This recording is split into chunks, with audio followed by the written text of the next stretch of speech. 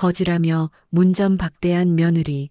단 하루 뒤 등기소에서 그 며느리는 그대로 무너졌습니다. 이게 도대체 어떻게 된 거야? 어머니가 어떻게? 직원이 부른 이름은 단 하나 정분이 건물주님, 명예 확인하겠습니다. 그 순간 며느리는 바닥에 주저앉아 울기 시작했죠. 어제 내쫓은 시어머니가 수십억 건물의 단독 소유자였다면 여러분은 어떤 표정을 지었을까요? 그녀의 오만은 무너졌고 가족의 운명은 완전히 뒤집혔습니다. 이제 그 반전의 순간을 함께 보시죠. 구독과 좋아요 눌러주시고 끝까지 감동적인 이야기를 들어보세요. 오늘도 은빛 이야기관을 찾아주신 어머님, 아버님 감사합니다. 늘 건강하시고 행복하세요. 그럼 이야기를 시작하겠습니다. 정분이는 아침 일찍 병원 진료를 마치고 약봉투가 담긴 낡은 장바구니를 단단히 쥐고 천천히 버스 정류장으로 걸어갔습니다. 쌀쌀한 바람이 옷깃 사이로 스며들었지만 그녀는 아들 얼굴을 잠시나마 볼 수 있다는 생각에 마음이 조금 따뜻해졌습니다. 병원비가 생각보다 많이 나와 확인이 필요했지만 직접 아들에게 말하며 의논하고 싶은 마음도 있었다고 스스로 이유를 붙였습니다. 버스에서 내려 며느리 박세연의 아파트가 보이자 분이는 잠깐 숨을 고르며 외투를 정리했습니다. 오래된 외투는 솔기가 여기저기 터져 있었고 장바구니는 손잡이가 해져 금방이라도 끊어질 듯 했지만 그녀는 개의치 않았습니다. 단지 아들과 며느리가 점심은 먹었는지 손주는 학교에서 잘 지내는지 궁금할 뿐이었습니다. 엘리베이터에서 내려 초인종 앞에 서자 분이는 손가락을 잠시 멈추고 숨을 고르며 조심스레 벨을 눌렀습니다. 초인종 소리가 울리자 집안에서 발자국 소리가 부드럽게 다가오는 것이 들렸습니다. 그러나 문이 열리자마자 나타난 건 환영이 아닌 며느리 세연의 무표정하고 차가운 얼굴이었습니다. 어머니 갑자기 웬일이세요? 세연은 문틈을 아주 조금만 열어둔 채 그렇게 말했습니다. 분이는 불편한 기색을 느끼며 장바구니를 가볍게 들어 보였습니다. 그냥 병원 들렀다가 도연이한테 잠깐 할 말이 있어서 왔어요. 세연은 그녀를 위아래로 훑으며 표정을 일그러뜨렸습니다. 어머니, 이 복장으로요? 아파트 사람들이 보면 오해해요.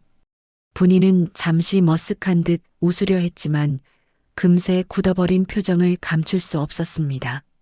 세연은 문을 더 열 생각이 없어 보였고 손잡이를 꼭 쥐고 버티고 있었습니다. 거실 안에서는 TV 소리가 들렸지만 아들 도연은 모습을 보이지 않았습니다. 분이는 혹시 아들이 바쁜 건 아닌지 걱정하며 다시 한번 조심스레 말을 꺼냈습니다. 약값이 생각보다 많이 나와서 통장 좀 확인해 달라고 얼굴도 좀 보고 싶고. 그러나 세연은 차갑게 잘라 말했습니다. 어머니, 이런 차림으로 갑자기 오시면 곤란하다고 몇 번 말씀드렸죠? 미리 연락을 주셔야죠. 그 말에 분이는 장바구니를 내려다보며 조용히 숨을 삼켰습니다. 불과 몇 달 전 손주 생일 선물을 사줄 때만 해도 세연은 그렇게까지 냉담하진 않았는데 요즘 들어 태도가 눈에 띄게 달라졌다는 사실이 떠올랐습니다. 그래도 갈등을 만들기 싫어 분이는 천천히 고개를 끄덕였습니다. 이때 뒤늦게 도연이 방에서 나와 현관으로 걸어왔습니다. 엄마 왔어? 무슨 일? 도연이 반가운 기색을 드러내려는 순간 세연은 그의 팔을 가볍게 잡아 제지하며 낮은 목소리로 속삭였습니다. 여보, 지금 나가야 하잖아. 늦어. 도연은 난처한 표정으로 어머니를 바라봤습니다. 분이는 그 시선에 담긴 눈치를 단번에 알아차렸습니다. 그녀는 자식을 곤란하게 하고 싶지 않았고 이런 상황에 익숙해진 듯 미소까지 띄우려 애썼습니다. 그래. 나 그냥 가보마. 너무 오래 있으면 너희 곤란할까봐. 분이는 늘어지지 않게 밝은 목소리를 내려고 했지만 끝부분이 약하게 떨렸습니다. 세연은 안도하는 듯 문을 더 닫으며 형식적인 말만 던졌습니다. 다음부턴 전화 주세요. 갑자기 오시면 안 돼요. 분이는 다시 한번 고개를 숙이고 뒤돌아 걸었습니다. 현관문이 철컥하고 닫히는 소리가 등 뒤에서 울리며 마음속까지 무겁게 내려앉았습니다. 아파트 복도는 텅 비어 있었지만 마치 누군가가 그 모습을 지켜보는 것처럼 조용하고 싸늘했습니다. 엘리베이터로 향하는 길에 집 근처에 사는 한 이웃 주민이 우연히 그 모습을 보고 살짝 인사를 건넸습니다. 그러나 분이는 보지 못한 척 고개만 숙인 채 천천히 걸어갔습니다. 장바구니 손잡이가 손바닥에 파고들었지만 그녀는 놓지 않았습니다. 그 손잡이는 마치 그녀가 지금까지 버텨온 삶의 무게처럼 느껴졌습니다. 버스 정류장에 도착하자 차가운 바람이 불어와 외투가 흔들렸습니다. 분이는 잠시 벤치에 앉아 두 손으로 손바닥을 비벼 온기를 찾았습니다. 병원비보다 더 마음을 무겁게 하는 건 바로 조금 전 며느리의 냉담한 눈빛이었습니다. 분이는 혼잣말처럼 속으로 조용히 말했습니다. 이 나이에 이런 취급을 또 받네. 하지만 그 말 뒤에는 분노가 아닌 슬픔, 그리고 가족을 잃기 싫은 마음이 가라앉아 있었습니다. 멀리서 버스가 다가오는 헤드라이트가 보였습니다. 분이는 천천히 일어서서 장바구니를 다시 들었습니다. 그녀가 모르는 사실은 내일 같은 시간, 바로 이 며느리가 세상이 뒤집히는 순간을 마주하게 된다는 것이었습니다. 버스에서 내린 정분이는 습관처럼 장바구니, 손잡이를 고쳐 쥐고 좁은 골목길을 따라 천천히 걸었습니다. 병원과 아들 집에서 받은 마음의 상처가 아직 가시지 않았지만 그녀에게는 마음 편히 머물 수 있는 또 다른 공간이 있었습니다. 바로 오래전 남편이 남겨준 낡은 상가 건물이었습니다. 비록 외관은 칠이 벗겨지고 간판은 삐뚤어져 있었지만 상가 안을 채우는 사람들은 분이에게 따뜻한 존재였습니다. 골목 끝에 도착하자 작은 분식집을 운영하는 젊은 사장 민지 씨가 분이를 보고 반갑게 손을 흔들었습니다. 어머니 오셨어요? 오늘 일찍 나오셨네요. 밝은 인사에 분이는 조금 놀란 듯 했다가 곧 부드러운 미소를 지었습니다. 응, 병원도 들렀고 그냥 오면서 보고 싶어서 왔어. 분식집 앞을 지나 큰액자수선 가게에 다다르자 중년의 주인 박 사장이 분이를 발견하고 황급히 문을 열었습니다. 아이고 사장님, 마침 찾고 있었어요. 지난번에 말씀하신 간판 문제는 제가 다시 알아봤습니다. 분이는 손사래를 치며 고맙다고 말했습니다. 그녀는 자신이 건물주라는 사실보다 이들이 그녀를 한 사람으로 존중해준다는 점이 늘 고마웠습니다. 상가 복도는 오래된 형광등이 희미하게 빛났지만 사람들의 인사로 생기가 돌았습니다. 어린아이를 업고 있는 꽃집 사장 부부도 분이를 향해 가볍게 고개를 숙였습니다. 어머님, 날이 추워요. 감기 조심하셔야죠. 이런 말 한마디가 그녀에게는 며느리의 냉담함보다 훨씬 큰 위로였습니다.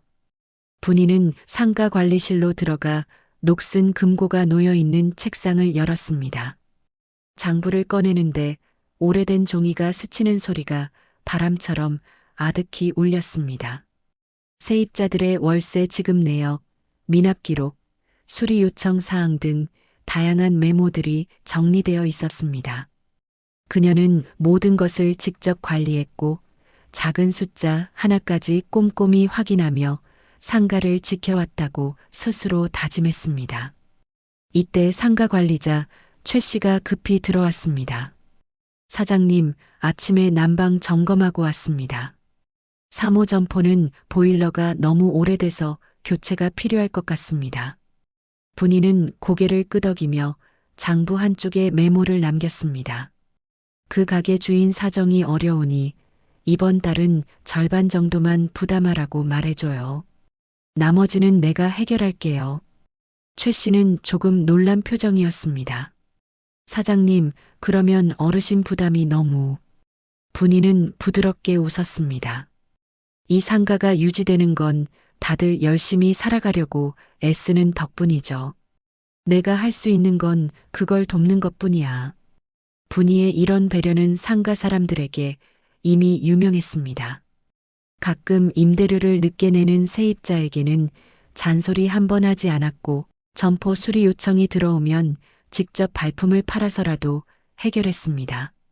겉으로 보기에는 낡은 장바구니에 허름한 외투를 입은 평범한 노인이었지만 상가 사람들에게는 믿고 의지할 수 있는 든든한 뿌리 같은 존재였습니다. 그녀는 장부를 정리하면서 한 장의 오래된 봉투를 발견했습니다. 남편이 생전에 남긴 유언과 함께 적어놓은 메모가 담긴 봉투였습니다. 그 안에는 상가 건물 명의와 관련된 중요한 서류가 들어 있었고 내일 등기소에 제출해야 할 문서도 그 중 하나였습니다. 분이는 서류를 조심스레 펼쳐보며 오래전 약속했던 명예 이전 절차가 머지않았음을 실감했습니다. 책상 위에 놓인 서류를 바라보는 동안 아까 며느리에게 당한 모욕이 다시 떠올랐습니다. 세연의 싸늘한 얼굴, 문을 반쯤 열어둔 채 내쫓던 말투, 그 모든 장면이 머릿속에서 지워지지 않았습니다. 하지만 그 감정은 곧 상가 사람들의 따뜻한 인사로 조금씩 옅어졌습니다. 여기서는 누구도 그녀를 외모나 돈으로 판단하지 않았고 있는 그대로의 정분이로 인정해주고 있었습니다. 사장님, 오늘 저녁에 시간 되시면 저희 가게에서 따끈한 어묵 국물이라도 드실래요? 민지 씨가 분식집에서 손을 흔들며 물었습니다. 분이는 고개를 저으며 웃었습니다. 고맙네. 근데 오늘은 집에 좀 일찍 가야 할 것 같아. 관리실 불을 끄고 나와 복도를 천천히 걸을 때 상가 전체가 그녀를 바라보는 듯한 따뜻함을 느꼈습니다. 문틈 사이로 새어나오는 조명, 장사 준비로 분주한 손길, 아이 울음소리, 모든 것이 소박하지만 살아있었습니다. 문 앞에 도착한 분이는 마지막으로 상가 간판을 올려다보았습니다. 낡았지만 정감 있는 그 건물은 오랜 세월 그녀와 함께 묵묵히 버텨온 동반자였습니다. 그리고 문득 며느리 세연의 차가운 말을 떠올렸습니다. 거지 같은 몰골로 집에 오면 곤란하다. 그 말은 그 어떤 상한 월세보다 그 어떤 파손된 보일러보다 더 깊은 상처였고 오래도록 아물지 않을 상흔처럼 느껴졌습니다. 그러나 분이는 마음속 감정을 억누르며 다시 장바구니를 고쳐들었습니다. 내일은 중요한 날이었습니다. 남편이 오래전에 준비해둔 명의 이전 절차를 마무리하는 날이었고 그 과정은 이 상가만큼이나 그녀의 삶을 증명하는 일이었습니다. 상가 사람들에게 작별 인사를 건네고 골목을 벗어나며 그녀는 조용히 중얼거렸습니다. 사람 사는 건 결국 마음이지 누가 가진 게 많다고 먼저가 아니지. 그녀는 내일 벌어질 일을 전혀 예상하지 못한 채 천천히 집으로 향했습니다. 하지만 운명은 아주 잔인할 만큼 정확하게 내일 등기소에서 모든 것이 뒤집히는 순간을 준비하고 있었습니다. 정분이가 현관을 나선 뒤 집안은 잠시 조용해졌습니다. 문이 닫히는 소리가 희미하게 사라지자 박세연은 긴 한숨을 내쉬며 현관문을 잠갔습니다.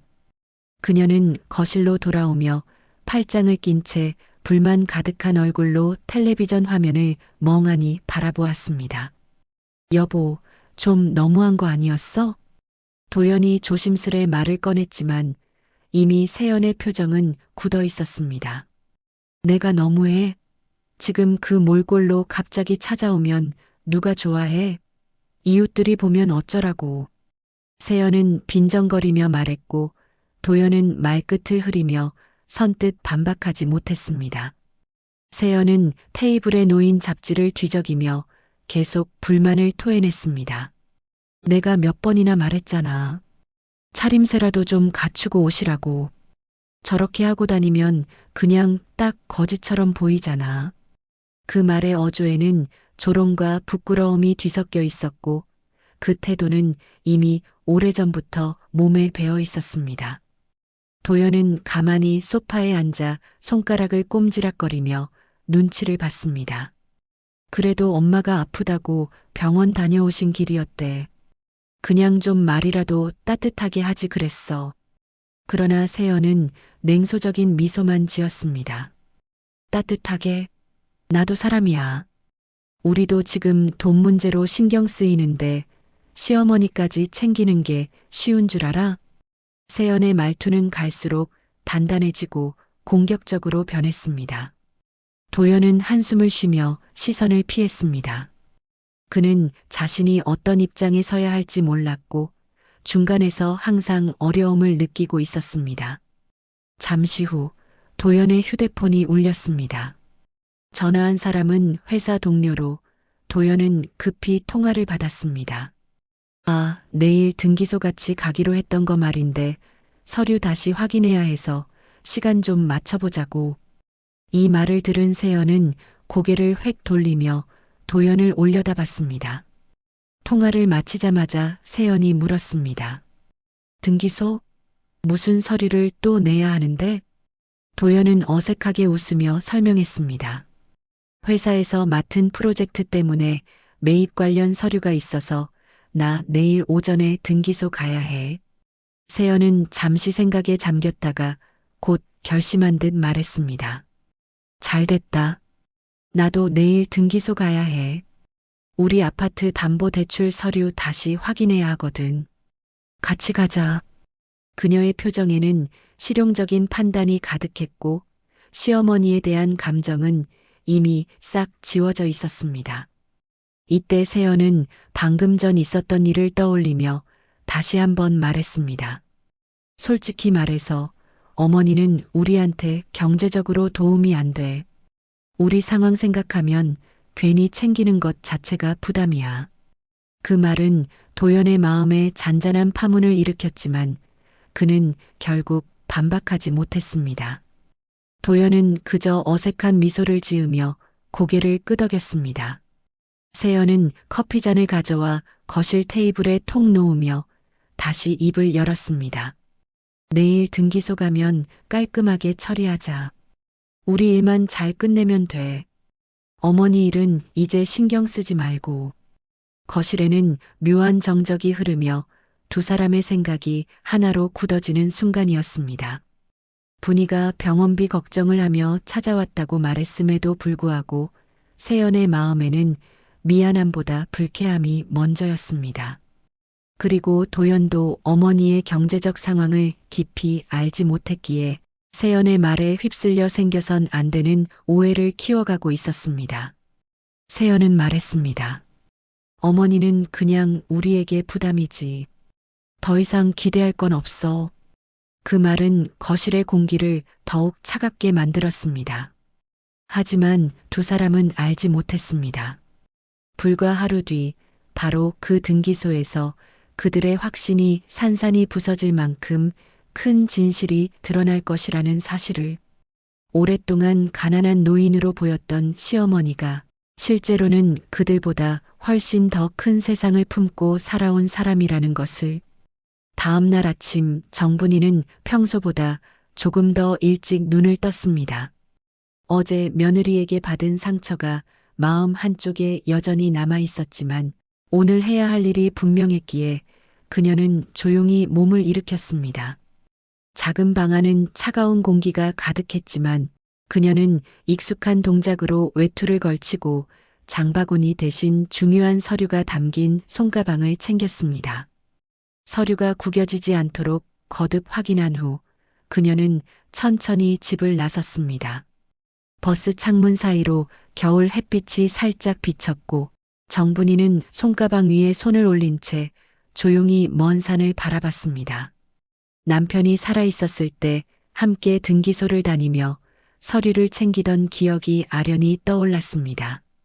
그때 남편은 이 상가는 언젠가 꼭 분이 당신 이름으로 해두어야지라고 말하곤 했습니다. 그 약속을 지키기 위해 그녀는 오늘 등기소로 향하고 있는 것이었습니다. 등기소 앞에 도착하자 이미 많은 사람들이 접수 창구 앞에서 번호표를 들고 서 있었습니다. 분이는 번호표를 뽑고 잠시 벤치에 앉아 기다렸습니다. 손가방을 무릎 위에 올려놓고 조심스레 지퍼를 열어 서류를 다시 확인했습니다. 오래전에 발급된 부동산 등기부, 남편이 생전에 작성한 메모, 그리고 오늘 제출해야 할 명의 이전 신청서까지 모두 차곡차곡 정리돼 있었습니다. 그때 등기소 자동문이 활짝 열리고 며느리 세연과 아들 도연이 모습을 드러냈습니다.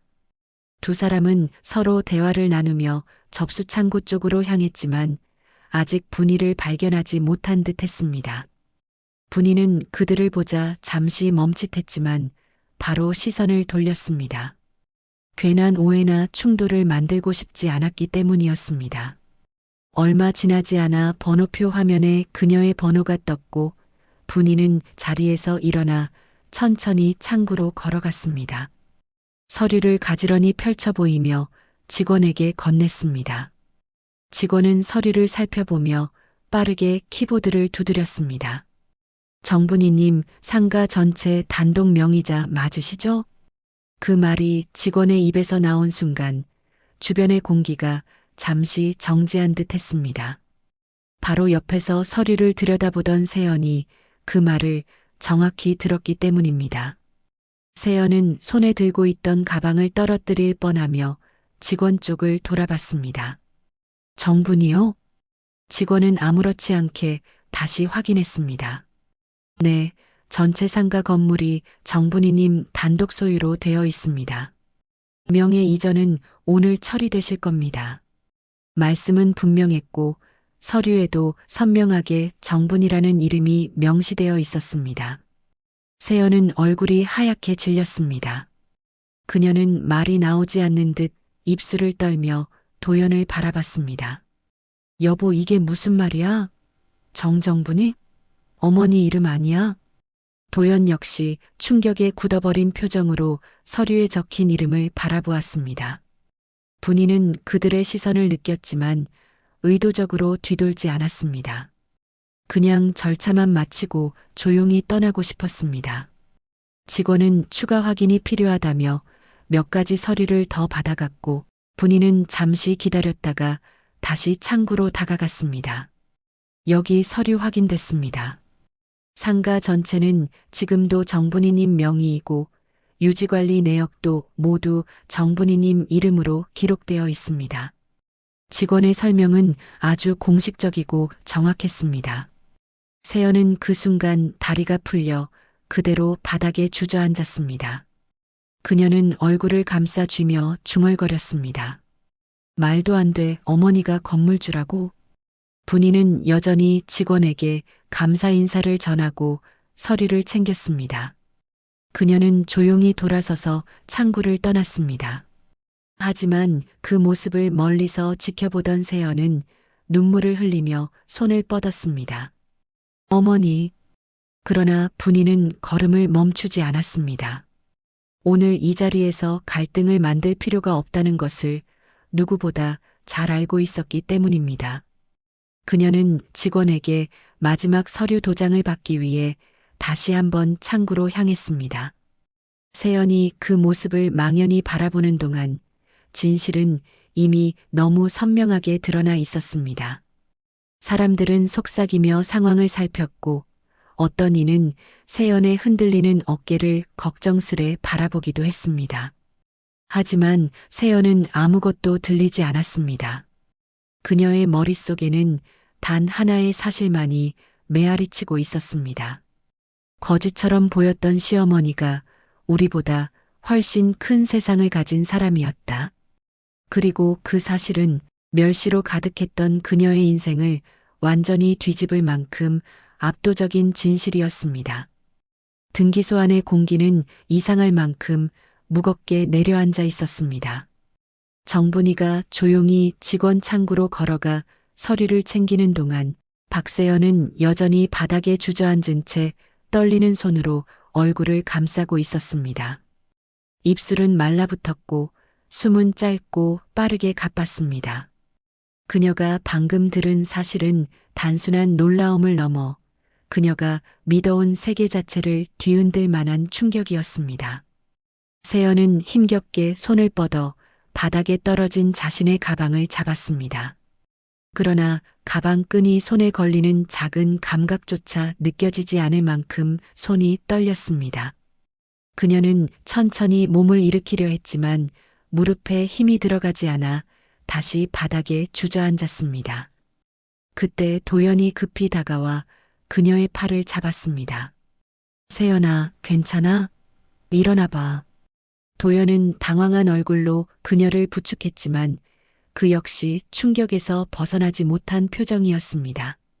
세연은 마른 침을 삼키며 남편의 옷깃을 붙잡았습니다. 여보 진짜야? 어머니가 건물주였다고?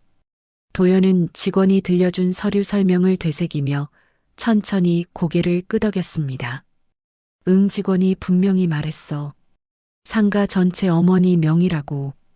그 말은 세연의 가슴을 다시 한번 거세게 흔들었습니다. 그녀는 눈을 크게 뜬 채 눈물만 흘렸습니다. 그럼 나는 도대체 뭘 한 거야? 이때 창구 직원이 도연에게 다가와 서류 일부를 건넸습니다. 김도현님, 이건 문의하신 담보 확인 서류입니다. 그리고 아까 보신 상가 관련 기록은 모두 정분이님 단독 명의가 맞습니다. 그 말은 이미 확인된 사실을 다시 한번 박아넣는 일종의 공식 확인이었습니다. 세연은 그 말을 듣는 순간 남은 힘이 모두 빠져나간 듯 고개를 떨궜습니다. 분이는 자신이 처리해야 할 마지막 도장을 받고 천천히 등기소 출구 쪽으로 걸어갔습니다. 그녀는 아들과 며느리의 시선을 의식했지만 뒤돌아보지 않았습니다. 오늘은 그저 오래 미뤄온 일을 마무리하는 날일 뿐이라고 스스로에게 말했다. 하지만 그녀의 걸음에는 오랜 세월 억눌린 서러움과 고단함이 조용히 배어 있었습니다. 세연은 분이의 뒷모습을 보자 가슴이 무너지는 듯한 감정이 치밀어 올랐습니다. 그녀는 갑자기 자리에서 일어나 흔들리는 다리로 분이를 향해 몇 걸음 걸었습니다. 어머니, 잠깐만요, 어머니. 하지만 목소리는 금방 떨렸고 발걸음도 더 이상 앞으로 나아가지 못했습니다. 분이는 그대로 걸음을 멈추지 않았습니다. 그녀는 잠시 숨을 고르며 문 밖으로 나섰고 차가운 바람이 그녀의 외투를 스쳤습니다. 한편 세연은 문턱까지도 다다르지 못한 채 그대로 굳어버렸습니다. 그녀의 몸은 마치 죄책감과 후회라는 거대한 그림자에 짓눌린 사람처럼 움직이지 않았습니다. 도연은 아내 옆에서 말없이 서 있었습니다. 그는 자신이 두 사람 사이에서 얼마만큼 무책임했는지, 어머니에게 얼마나 무관심했는지를 뒤늦게 깨닫고 있었습니다. 하지만 그는 어떻게 이 상황을 바로잡아야 할지 알지 못했습니다. 그저 멍한 표정으로 직원들이 지나가는 것을 바라보기만 했습니다. 세연은 결국 벽에 기대어 천천히 미끄러져 앉았습니다. 많은 사람들이 지켜보고 있다는 사실에도 신경 쓸 여유가 없었습니다. 내가 그동안 어머니한테 했던 말들이 다. 그녀는 말을 잇지 못하고 가슴을 부여잡았습니다. 너무 늦게 뒤늦은 진실을 깨닫고 있었다는 괴로움이 온몸을 타고 올라왔습니다. 그녀는 천천히 얼굴을 들어 출구 쪽을 바라봤습니다. 분이는 이미 먼 거리까지 걸어가고 있었고 작은 뒷모습은 더 작게 보였습니다. 그 모습은 세연에게 놓치고 싶지 않은 마지막 기회를 상징하는 것처럼 느껴졌습니다. 하지만 세연은 움직이지 못했습니다. 그녀는 자신이 한 행동들이 그동안 얼마나 잔인했는지, 얼마나 무지했는지, 그리고 얼마나 큰 오만 속에 살아왔는지를 지금에서야 깨닫고 있었기 때문입니다. 등기소의 자동문이 닫히며 차가운 바람이 한 번 더 스쳐 지나갔습니다. 그 바람은 마치 그녀의 오만을 쓸어내리는 듯 싸늘했습니다. 그리고 그 자리에서 세연은 처음으로 진심 어린 눈물을 흘렸습니다. 그 눈물은 죄책감이었고 후회였고 무엇보다도 이제라도 변하고 싶다는 마음이었습니다. 하지만 이미 벌어진 진실은 되돌릴 수 없었습니다. 이제 세연은 자신이 무너뜨린 관계를 다시 세우기 위해 무엇을 해야 하는지 스스로 찾아가야 할 순간을 맞게 된 것이었습니다. 등기소에서 집으로 돌아온 정분이는 작은 전등 하나만 켠 채 조용히 앉아 있었습니다. 그녀의 손에는 등기소에서 받은 서류가 그대로 쥐어져 있었고 종이에서 묻어나는 차가운 질감이 마음까지 스며드는 듯 했습니다. 오늘 하루는 오랜 시간 쌓여있던 감정의 무게가 한꺼번에 드러난 듯한 날이었습니다. 창밖에서는 가을바람이 낮게 불어오며 담벼락에 붙은 낙엽을 흔들고 있었고 집 안은 정적만이 가득했습니다. 분이는 천천히 서류를 책상 위에 올려놓고 주전자에 물을 데우며 혼잣말을 했습니다. 이제야 끝났네. 그녀는 남편과의 약속을 지킨 것에 작은 안도감을 느끼면서도 마음 한편에서는 등기소에서 마주친 아들과 며느리에 대한 복잡한 감정이 계속 떠올랐습니다. 물 끓는 소리가 나자 그녀는 조용히 머그잔에 뜨거운 물을 붓고 허리에 손을 얹은 채 작은 숨을 내쉬었습니다. 그리고 문득 창문 밖을 바라보았습니다. 골목길 가로등 아래에서 누군가 서성이는 듯한 그림자가 보였기 때문입니다. 문을 열어본 순간 꽃다발을 든 박세연이 조심스레 서 있었습니다. 차가운 바람 속에서 세연은 손끝까지 떨고 있었고 얼굴에는 긴장과 죄책감이 뒤섞인 표정이 서려 있었습니다. 어머니, 잠시만 이야기 좀 드릴 수 있을까요? 분이는 잠시 그녀를 바라보다가 천천히 고개를 저었습니다. 오늘은 안 되겠다. 몸이 좀 안 좋아서 들어가 보렴. 그 목소리는 분노한 사람의 날카로움이 아니라 깊게 상처받은 사람의 조용한 단념이었습니다. 세연은 급히 말했습니다. 어머니, 정말 죄송해요. 제가 너무 몰랐어요. 제가 잘못했어요. 하지만 분이는 단호하게 말했습니다. 미안하면 됐다고 생각하니? 내가 왜 너희 집에 갔다가 돌아섰는지, 너희가 얼마나 나를 불편해했는지 너 스스로 생각해 보렴. 세연은 더 나아가려 했지만 분이는 조용히 문을 닫았습니다. 문이 닫히는 소리는 세연에게 벽처럼 느껴졌습니다. 그녀는 문 앞에 서서 꽃다발을 가슴에 안은 채 한참을 움직이지 못했습니다. 한편 도연은 회사에서 늦게 퇴근하는 길에 세연에게 전화를 받았습니다. 여보, 어머니 집 가 있었어. 그런데 문을 안 열어주셨어. 도연은 한숨을 쉬며 차를 돌렸습니다. 우리 같이 가보자. 어머니가 얼마나 상처받으셨겠어. 두 사람이 도착했을 때 이미 분이는 불을 모두 끄고 방 안으로 들어간 뒤였습니다. 현관 앞에서 도연은 문을 천천히 두드렸습니다. 엄마, 우리예요. 잠시만 나와보면 안 돼요? 그러나 대답은 돌아오지 않았습니다. 세연은 도연의 어깨에 기대며 흐느꼈습니다. 여보, 나 어떻게 어머니가 나를 보면 얼마나 속상하시겠어. 그녀의 울음은 조용했지만 마음 깊은 곳에서부터 흘러나오는 진심이었습니다. 하지만 분이는 여전히 문을 열지 않았습니다. 그녀는 오늘만큼은 자신의 마음을 지키고 싶었습니다. 다음 날 분이는 상가 세입자들에게 전화를 걸며 일상처럼 하루를 시작했습니다. 최 씨, 3호 점포 그 보일러 문제는 내가 부담할 테니 사장님한테 너무 걱정 말라 하고요. 그녀는 평소처럼 담담했고 상가 사람들도 그녀의 목소리에 안도했습니다. 하지만 그녀는 한 가지 중요한 결심을 하게 됩니다. 남편이 남긴 상가의 일부 공간을 젊은 창업자들에게 저렴한 비용으로 빌려줄 계획을 실행하기로 한 것입니다. 이건 며느리를 벌주기 위함이 아니라 분이 스스로가 오래전부터 고민했던 사람을 돕는 방식이었습니다. 그녀는 사람들의 삶이 조금 더 나아질 수 있다면 그것으로 충분하다고 생각했습니다. 그러나 가족에게만큼은 쉽지 않았습니다. 분이는 며느리의 사과가 진심이었더라도 그것이 재산을 보고 변한 건 아닌지 확인해야 한다고 생각했습니다. 그래서 그녀는 스스로 마지막 작은 시험을 준비합니다. 바로 손주에게 맡겨둔 학자금 통장을 며느리가 아닌 손주에게 직접 전달하는 방식이었습니다. 이건 진심을 보기 위한 일이야. 그녀는 작은 통장을 손에 쥐며 그렇게 중얼거렸습니다. 저녁이 되자 세연은 다시 한번 분이의 집 앞에 찾아왔습니다. 이번에는 빈손이었습니다. 차갑게 식은 바람 속에서 그녀는 조용히 문 앞에 앉아 있었습니다. 그리고 아주 낮은 목소리로 말했습니다. 어머니, 오늘은 그냥 여기 있을게요. 죄송해요.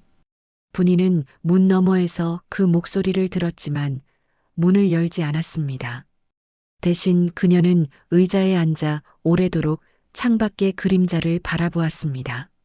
그 그림자 속에서 세연이 조금씩 변하고 있다는 작은 조짐을 느끼기 시작했습니다. 마음은 여전히 아프고 조심스러웠지만 아주 작은 희망이 발끝에 닿는 듯 했습니다. 며칠 동안 정분이는 상가 관리와 집안일을 조용히 이어가며 일상 속에 마음을 가라앉히려 했습니다.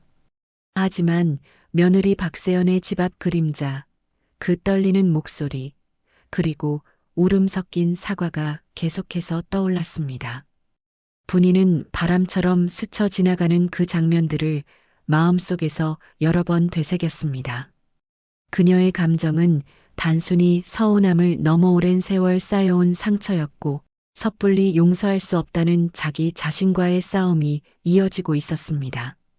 그날 오후 분이는 상가 보일러 문제를 다시 확인하기 위해 시장 쪽 길을 걸었습니다. 장바구니 대신 얇은 재킷을 걸치고 발걸음을 옮기는데 시장 입구에서 익숙한 목소리가 들렸습니다. 어머니. 뒤돌아보지 않아도 누구인지 알 수 있었습니다. 박세연이 달려와 분이 앞에서 허리를 깊게 숙였습니다. 세연은 얼굴이 잔뜩 긴장해 있었지만 이미 그 긴장 속에 결심이 단단히 자리 잡고 있었습니다. 어머니, 정말 죄송합니다. 지난 일들, 제가 한 말들 모두 다 제 잘못이에요. 분이는 세연의 얼굴을 가만히 바라보며 말했습니다. 사과한다고 바로 잊히는 게 있는지 넌 알지? 세연은 눈물을 참으며 고개를 끄덕였습니다. 압니다. 그래서 직접 왔어요. 어머니가 어떤 분인지 제대로 알고 싶어서요. 그냥 겉모습만 보고 판단한 제가 부끄러워서. 그녀는 손가락을 꽉 쥐며 작은 목소리로 말을 이었습니다. 시장에서 어머니 이야기 많이 들었습니다. 다들 어머니를 얼마나 좋아하는지, 얼마나 존경하는지. 세연은 잠시 숨을 고르고 말했습니다. 그동안 저는 어머니가 저희에게 기대는 분이라고 생각했는데, 실제로는 저와 남편보다 훨씬 더 많은 걸 버티고 계셨다는 걸 알았습니다. 분이는 세연의 말을 조용히 들으며 마음속 한 부분이 조금씩 풀리는 느낌을 받았습니다. 시장 상인들은 멀리서 두 사람을 슬쩍 바라보며 소곤거렸습니다. 세연은 곧바로 분식집 민지 씨에게 다가갔습니다. 저 혹시 지난번에 어머니께서 도움 주셨다는 얘기 좀 들을 수 있을까요? 민지 씨는 잠시 놀란 표정을 짓다가 따뜻하게 웃었습니다. 어머니가요? 우리 가게 처음 열었을 때 임대료도 늦게 줘도 된다고 하시고 장사 안 된다고 하면 먹거리도 사주셨죠. 꽃집 사장 부부도 다가와 말을 더했습니다. 어머님이 아니었으면 우리 가게 벌써 문 닫았을 거예요. 아기 때문에 힘들 때도 항상 도와주시고. 세연은 그 말을 들으며 눈물이 다시 차올랐습니다. 저는 그런 분에게 어떻게 그럴 수 있었을까요? 그녀는 가슴을 움켜쥐며 고개를 숙였습니다. 분이는 그 모습을 조용히 바라보았습니다. 정말로 마음이 움직인 사람만이 보이는 행동들이 눈앞에 펼쳐지고 있었습니다. 세연이 단순히 재산이나 외적인 이유 때문에 변한 것이 아니라는 조심스러운 확신이 조금씩 생겼습니다. 잠시 뒤 시장을 나오며 두 사람은 조용히 걸었습니다. 그러나 세연은 멈춰서더니 갑자기 무릎을 꿇었습니다. 어머니, 정말 잘못했습니다. 용서받을 자격이 없다 해도 그래도 다시 한번 기회를 주시면 안 될까요? 그녀의 목소리는 흐느낌으로 떨렸지만 그 울음 속에는 진심이 가득했습니다. 분이는 세연 앞에 서서 오랜 시간 그 자리에서 움직이지 않았습니다. 그리고 천천히 허리를 굽혀 그녀의 손을 잡아 올렸습니다. 일어나라. 사람이 살다 보면 실수도 하고 잘못도 하지. 분이의 목소리는 여전히 조심스러웠지만 이전보다 한층 부드러웠습니다. 세연은 떨리는 눈으로 분이를 바라보며 말했습니다. 정말 용서해 주시는 건가요? 분이는 깊은 숨을 내쉬며 고개를 끄덕였습니다. 지금 내 마음이 진짜라는 건 알겠다. 다만 우리 관계는 천천히 다시 쌓아가자. 그 순간 도연이 멀리서 두 사람을 보며 다가왔습니다. 그는 두 사람이 함께 서 있는 모습을 보고 눈시울이 붉어졌습니다. 엄마, 세연이 많이 변했어요. 요 며칠 동안 어머니 생각만 했어요. 도연의 목소리에도 후회와 안도가 동시에 묻어 있었습니다.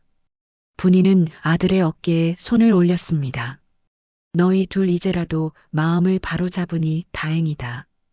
그 말은 단순한 용서가 아니라 다시 가족으로 이어지기 위한 첫걸음이었습니다.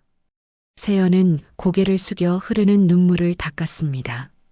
분이는 그녀의 등을 가볍게 두드리며 조용히 말했습니다. 우리 다시 시작해보자. 이번엔 서로 마음부터 보면서.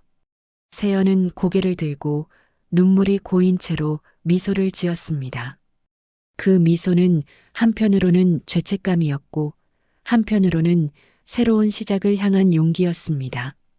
그 순간 분이의 마음속에 아주 오랜만에 따뜻한 바람이 불기 시작했습니다. 이 가족에게 다시 희망이 깃드는 순간이었고 서로를 잃기 직전에야 서로의 소중함을 깨닫게 된 너무나도 인간적인 시간이었습니다.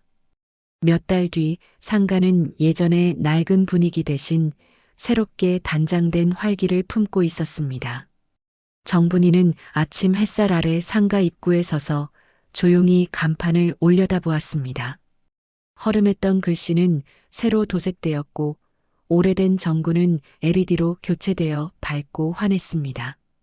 새로 입주한 청년 상인들의 상점에서는 젊은 기운이 넘쳐났고 상가 전체가 다시 살아나는 느낌이 들었습니다. 분이는 천천히 복도를 거닐며 창업자들의 공방을 둘러봤습니다.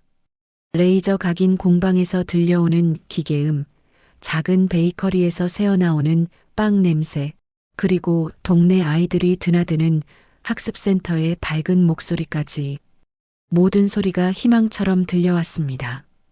그녀는 손주를 위해 준비해둔 학자금 통장을 가방에서 살며시 꺼내들고 깊은 숨을 내쉬었습니다. 오늘은 그 통장을 넘겨줄 특별한 날이었습니다. 이때 뒤에서 누군가의 발소리가 들려왔습니다. 어머니, 오셨네요.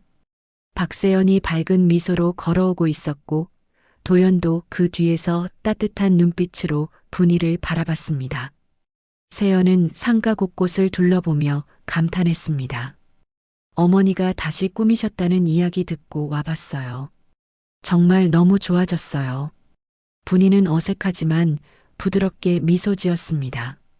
다들 열심히 사는 젊은 사람들이라 내가 조금이라도 도울 수 있으면 좋지.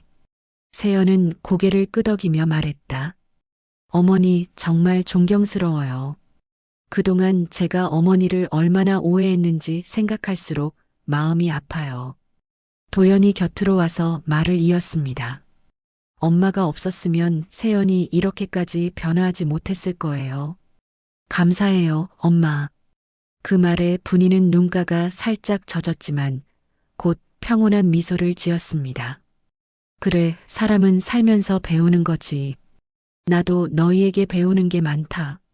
세 사람은 상가 복도에서 천천히 걸으며 분위기를 함께 느꼈습니다. 상가 세입자들은 분이 가족을 보며 따뜻하게 인사를 건넸습니다. 어머님, 아드님하고 며느님도 오셨네요. 요즘 상가가 젊어져서 참 보기 좋아요. 그 말에 세연은 부끄러운 듯 웃으며 인사를 받아주었습니다. 잠시 후 분이는 손주가 다니는 학원 앞에서 멈춰 섰습니다.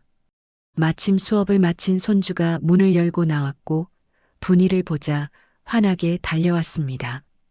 할머니, 누군가 자신을 진심으로 반겨주는 그 밝은 목소리에 분이의 마음이 따뜻하게 녹아내렸습니다.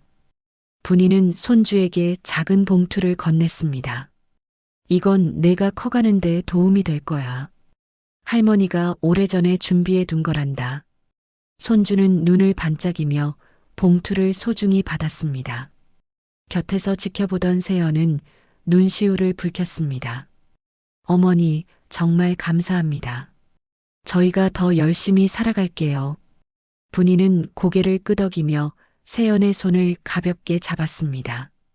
우리 가족 이제부터 천천히 다시 시작해보자. 마음부터 말부터 행동부터 차근차근. 세연은 그 손을 꼭 잡으며 대답했습니다. 네, 어머니. 이번에는 절대 놓치지 않을게요. 상가 밖으로 걸어 나오는 세 사람의 뒷모습은 투명한 햇살 아래 평화롭게 이어졌습니다. 가족이란 시간이 지나도 다시 맞잡을 수 있는 손, 그리고 서로의 마음을 끝까지 포기하지 않는 관계라는 것을 보여주듯이 바람이 살짝 스치며 상가 간판의 새 페인트가 반짝였습니다. 그 빛을 따라 분이는 천천히 걸음을 옮겼습니다. 삶의 여러 순간들이 깊고 아팠지만 결국 진심은 돌아온다는 것을 다시금 깨닫는 그런 순간이었습니다. 이날 상가의 불빛은 예전보다 더 밝았습니다. 그리고 분이의 마음도 그 불빛만큼 환하게 피어오르고 있었습니다.